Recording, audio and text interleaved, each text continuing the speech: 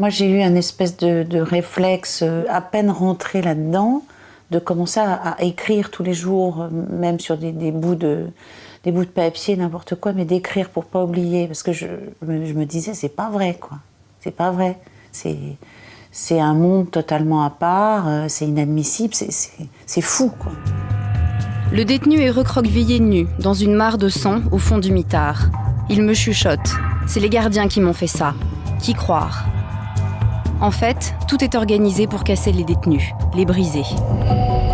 Le témoignage est si fort que le quotidien Le Monde décide d'en publier les bonnes feuilles sur 2 pleines pages. L'emballement médiatique est immédiat. Après un week-end de tempête médiatique, Véronique Vasseur retourne à la santé. Il y avait la presse, il y avait le courrier qui arrivait, qu'il fallait ouvrir avec des gants en plastique parce qu'il y avait des menaces et tout. Il y avait les flics qui étaient là pour prendre les empreintes. Il y avait les renseignements, le ministère de l'Intérieur qui me demandait de changer d'itinéraire tous les jours. Et à un moment, vous avez regretté d'avoir écrit le livre ? Non. Non. Il y a un moment où je me suis dit, quand est-ce que ça va s'arrêter ? Ces menaces, le médecin n'en connaîtra jamais la provenance.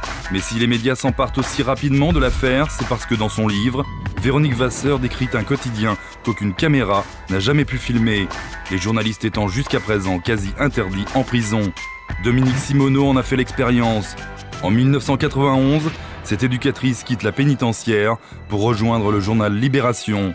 Durant 9 ans, elle tente alors de réaliser des reportages en milieu carcéral, en vain. À l'époque, c'était sans doute pire qu'aujourd'hui. C'était incroyablement compliqué de rentrer en prison. D'ailleurs, le livre de Véronique Vasseur a déclenché l'opération Porte ouverte à la santé, une prison qu'on demandait tous à visiter, en tout cas ceux qui s'intéressaient aux prisons parmi les journalistes, qu'on demandait tous à visiter depuis je ne sais combien de temps. En réponse au livre de Véronique Vasseur, la ministre de la Justice de l'époque, Elisabeth Guigou, organise en effet une journée porte ouverte en prison pour tous les journalistes qui le demandent et ils ne vont pas s'en priver. C'est une première pour un établissement pénitentiaire français.